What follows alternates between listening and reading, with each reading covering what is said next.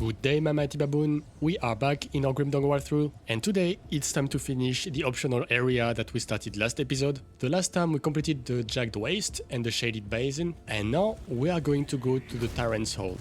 To go there, we are going to move east, and one of the 4 ways to the Tyrant's Hold is going to be open. This one is blocked. Okay, so the one that is open is going to be the one that is completely north. So let's go there.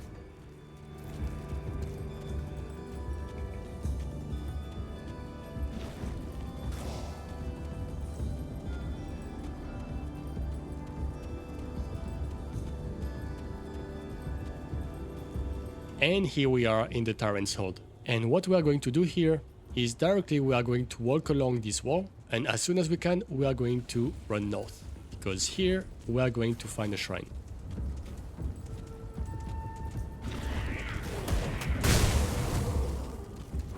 Here there is a tombstone to Gogo the Chaotic Melon, and that's an homage to an early player of the game that unfortunately died.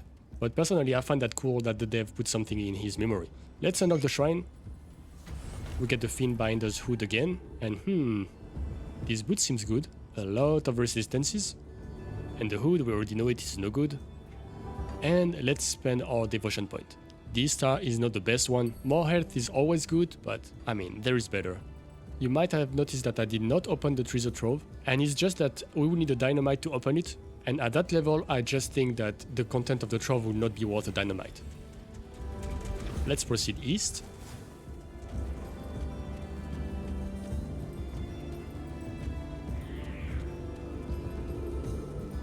And we are going to move north to go inside the Tyrant's Hold. And wait a moment, I completely forgot about that. There is the Arkovian Docks here. I always forget about these areas that were added in 1.1.9, and this is one of them. There is an Eldritch Totem. Let's do it. Oh, and it was the first time that we encounter Eldritch Horrors. We will encounter a lot of them in one of the expansions, the Forgotten Gods, and I kind of like how they look badass.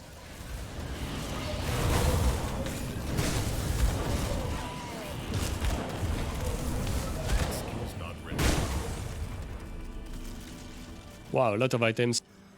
Let's see. A blueprint. Stormguard will be a good shield for Oathkeeper Shaman build. I've never made such a build, by the way. Make me want to try that. What about these shoulder guards? Meh. More armor, but less resistance. Again, more armor, but less resistance. I don't think it's worth it. No, I prefer the Anchorite side guard than this one. And these gloves are just bad. Okay, give me a minute. I'm just going to have a look about this Arkovian Docks. I don't really remember what's in here, so I need a refresher.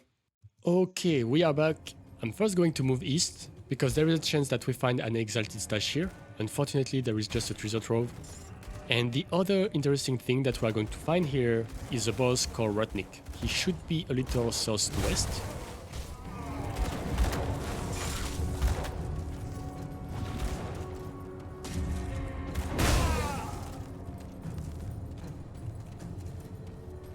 And here it is. As you can see by his look, he's going to mainly deal ether damage. And I like the look of this boss, by the way. It's very rare in Grim Dawn to have a boss that uses ranged weapons, so it's kinda unique.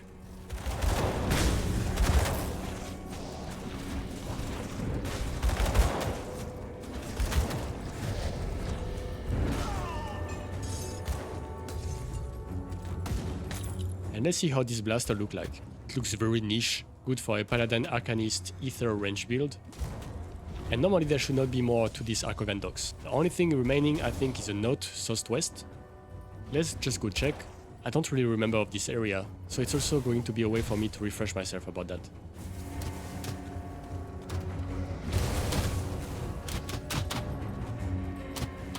Here is a note. And that should be it for this area.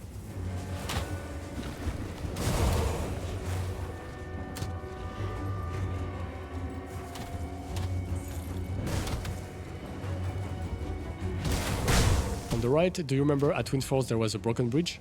So here, this is a place where you can repair it. I don't know why you would do that, by the way. I think it's a complete waste of resources. 10 scrap and 8,000 iron bits. I'm going to do it just to show you, but really don't do that, it's useless. So you see the Twin Falls rig gate is just here. And now let's turn around and let's go to the Tyrant's hold. I will take another way to go back, just to look around and to see if I didn't miss anything in the docks.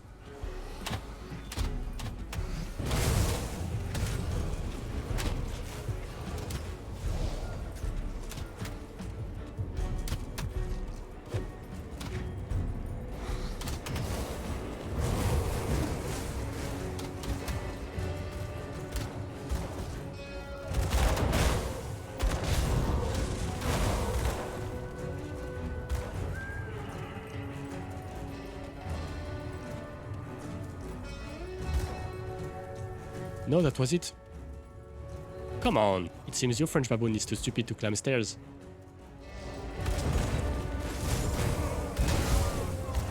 Nadra the Shadow. She is just a shadow of herself now.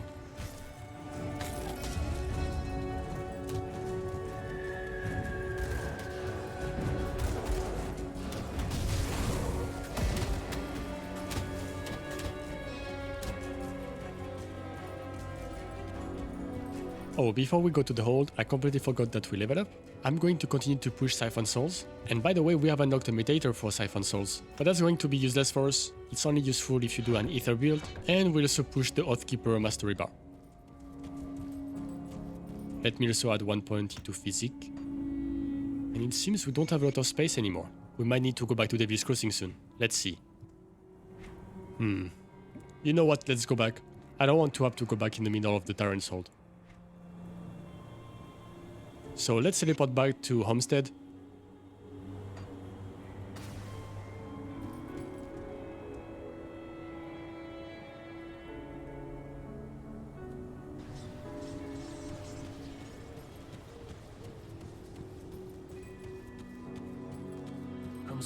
And let's sell everything.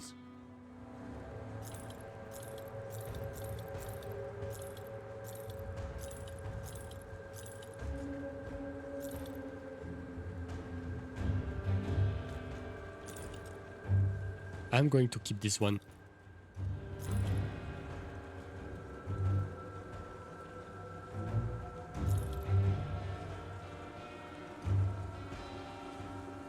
And let's see, I'm going to probably keep both the jacket and the hauberk. We're probably going to move from the Doomforged breastplate soon, and it will give us more flexibility to have both of them.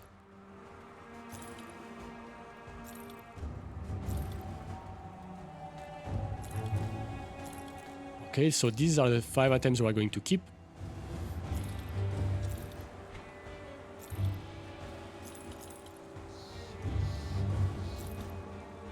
What about this one?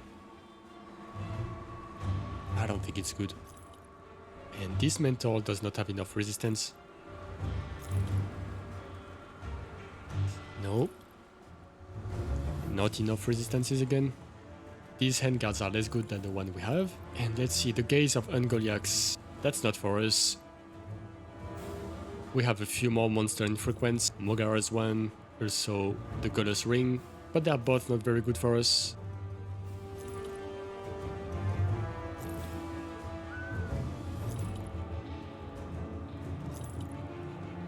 And that's going to be it. So let's go back to the Tyrant's hold.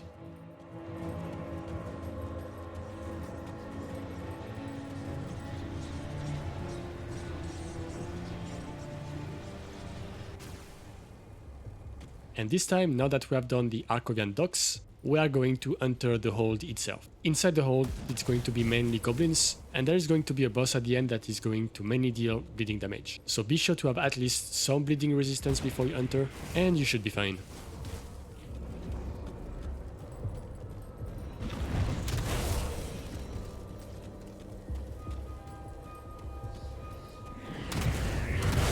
Let's grab the note. There are a few notes in the hold. If you read them, you will understand how the hold fell back to the goblins, but I will let you read them. I'm not going to do that. Let's grab this effigy, and we enter the dungeon.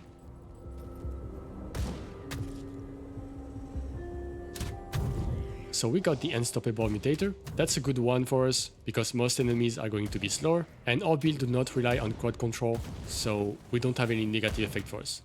So as you can see here, the hold is filled with goblins, You can also see there are some spikes on the ground. They are not as dangerous as ether that you can find in the conflagration or the amalgamation though. But unless you have a spike fetish, just don't stay on them. So let's continue to run southwest, and we are going to find a passage where we can turn north.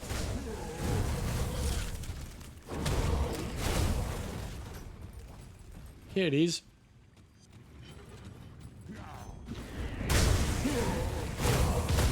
And here, I think we need to go on the right.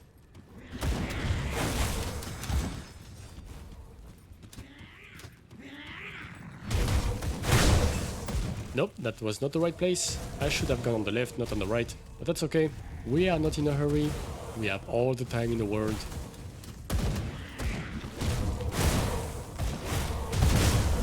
Oh, and cool, we are respected with Homestead now. You know what I mean, right? It's going to be blueprint time when we go back in town. So let's see. Yeah, I turned right, but I should have turned left. Okay, let's go.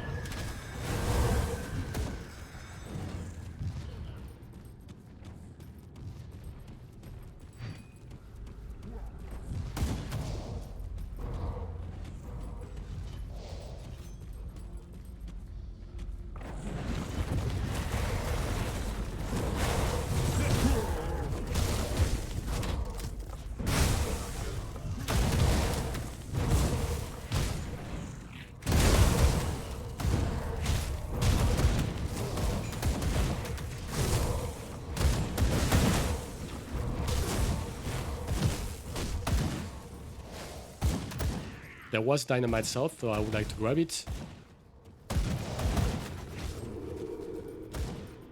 It should be around here. Here it is. Usually during your first playthrough in normal, you never have enough dynamite, so it's always a good thing to grab them. And to continue, we need to go on the right here.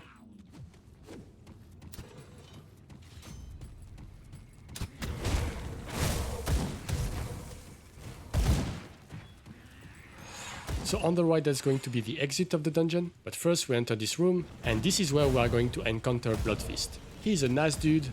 His only issue is his lust for blood though. So I know it's too bad, but we will need to put him out of his misery. Here he is. Before we focus on him, I want to be sure I kill all the shamans around him. I want to be sure that there is nobody around that can heal him. And do you see what I was saying when I said he's a nice dude? He is chasing us, and he wants to give us a hug. No shaman around anymore, so let's deal with him. As I said earlier, and as you might have guessed from his name, this guy deals bleed damage, and he's already dead. We get the Slith Scale leg wrap, not a very good item for us, but we get 1 dynamite and 1 exalted stash. So let's see. This belt is not too bad, but by level 38 there is a good chance we have better. That one is no good. This one is a good belt. We get good resistances, some vitality damage, and a really nice proc. I like this kind of procs that can heal us. Our build, by the way, do not have circuit breakers, and is kinda squishy, but we'll have a lot of abilities that is going to do lifesteal, so we're going to rely on that for sustainability. So using one item that does a lifesteal proc, I'm not going to say no. However, that's going to be later, because we will need to be level 40 before we can use this item. So we used the exit, and now we are back at the beginning of the Pine Barrens, and we have one last thing to do in this area. It is to get the reward to our quest.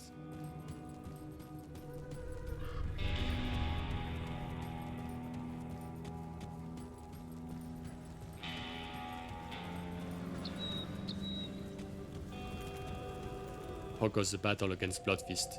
You are a brutal and effective fighter. I would hate to run into you on the battlefield. Glad to have you on our side. I will be sure to include you in my reports back to Captain Sommer in Homestead. So we get an Ancient Hurt, that is always nice, and we also get some Black Legion reputation. So now it's time to go back to Homestead, and do you remember we just got respected with the Homestead faction? So I am going to sell our equipment, and then I will have a look and see what blueprint we can buy. Come see what's left of my wares. This I don't want to keep. Neither this one. Meh. It has some chaos resistance, but it's not good.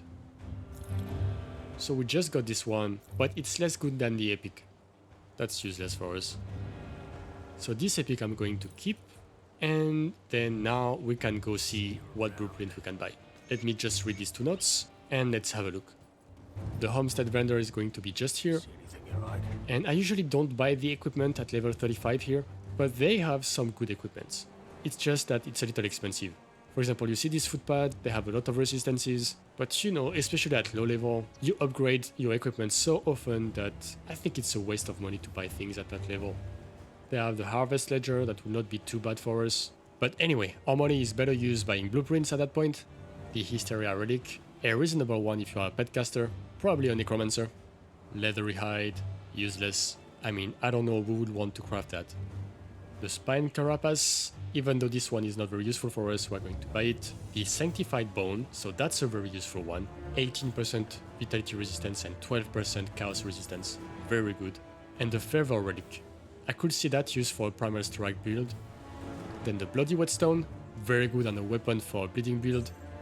And so I'm going to buy this relic. You know what, I'm going to buy everything until we don't have money anymore. The lunar sledge and the solar belt. Great, we had enough money to buy everything. So let's use all these blueprints. And with that, my friends, that's going to be it for today. In the next episode, it's going to be time to enter a new area, the Blood Grove, and also to seek the Bastion of the Order. I hope that you liked this video. Don't forget to subscribe if you'd like to see more Grim Dawn content, and see ya!